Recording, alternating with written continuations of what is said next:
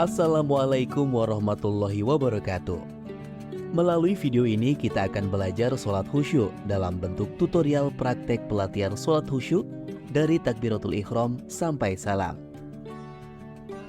Pembelajaran sholat khusyuk harus dimulai dari usia dini, bahkan harus terus dibiasakan dilatih secara mandiri. Karena sifat manusia pada dasarnya mudah salah dan pelupa, terutama di dalam mengajarkan ibadah sholat khusyuk. Apa itu keistimewaan khusyuk?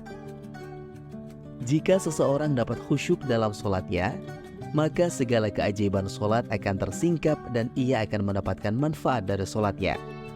Seperti ketenangan batin, kesehatan fisik dan psikis, kemasyarakatan yang indah, karena hubungan dengan Tuhan yang dekat dan segala kebutuhannya akan Allah penuhi.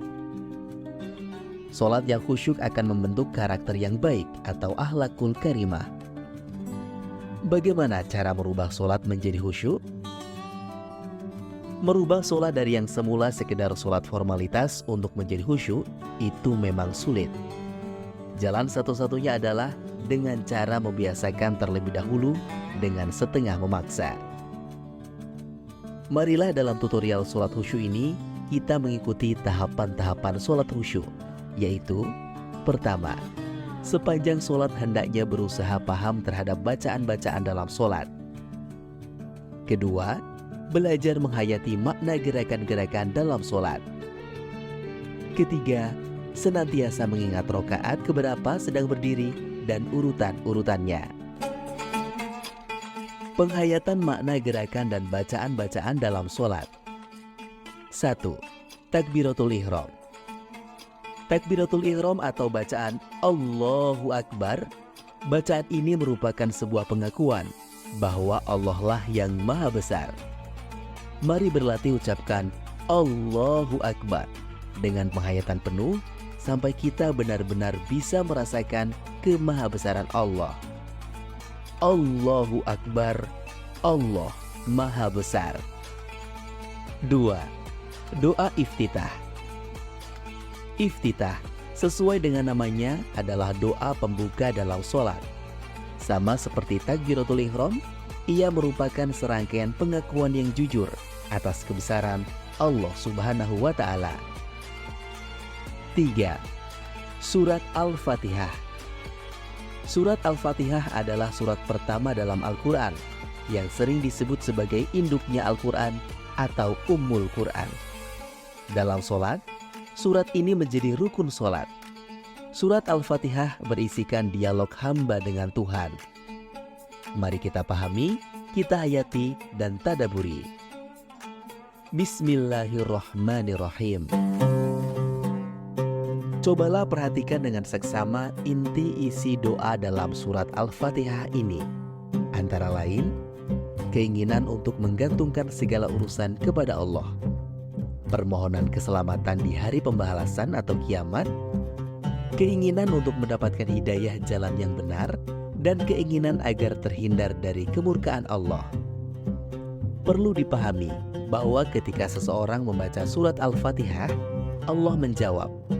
Sehingga ketika membacanya harus tartil, pelan-pelan, dan berhenti setiap ada tanda wakof atau tanda berhenti, untuk bernafas dan untuk menunggu jawabannya. 4. Bacaan surah-surah pendek. Membaca surat-surat pendek merupakan sunnah muakkadah dalam sholat. Surah dan ayat-ayat yang dibaca tidak ditentukan. Semua terserah sesuai kemampuan. 5. Bacaan ruku. Bacaan ruku adalah ungkapan pujian akan kemahasucian dan kemahaagungan Allah Subhanahu wa Ta'ala. Kalimat yang lazim diucapkan adalah Subhana rabbiyal azimi wa bihamdih, yang berarti Maha suci Engkau, Tuhan yang maha agung dan maha terpuji. Ungkapan ini sekaligus memberikan tuntunan agar kita tidak menganggap bahwa diri kita adalah yang paling suci, paling agung, paling mulia di antara manusia yang lain. 6. Iktidal. Setelah selesai ruku, kita harus berdiri lagi dengan disunahkan membaca Sami Allahu liman hamidah, yang berarti Allah pasti mendengar orang-orang yang memujinya. Kemudian dilanjutkan dengan berdoa, Rabbana lakal hamdu mil'us samawati wa mil'ul ardi wa mil'u ma syi'ta min syai'im ba'du. Ketika membaca ungkapan bacaan Rabbana lakal hamdu, lepaskan hati kita dari sifat congkak, sombong, dan pongah. Karena sama sekali tidak berhak untuk dipuji. Hanya Dia yang berhak untuk dipuji. Jika masih terasa ada sifat-sifat tersebut, maka lepaskanlah. Serahkan sepenuhnya kepadanya. 7. Sujud. Dalam sujud berserah dirilah secara total kepada Zat yang Maha Tinggi. Sujud dilakukan sesudah i'tidal. Ia adalah posisi ketundukan total kepada Allah. Kita benar-benar tak berdaya di hadapan Allah. Kita seperti gunung-gunung yang meluruhkan diri di tanah. Tidak ada gunanya ketinggian, pangkat, derajat, harta kekayaan yang melimpah. Semuanya hanyalah titipan Allah. Oleh sebab itu, ungkapan yang disampaikan adalah Subhana rabbiyal a'la wa bihamdi. Maha suci Engkau, Tuhan yang Maha Tinggi dan Maha Terpuji. 8. Doa saat duduk di antara dua sujud. Ia berisi 8 permohonan manusia akan ampunan, kasih sayang, menutup kekurangan, diangkat derajat, rezeki, kesehatan, dan permaafan.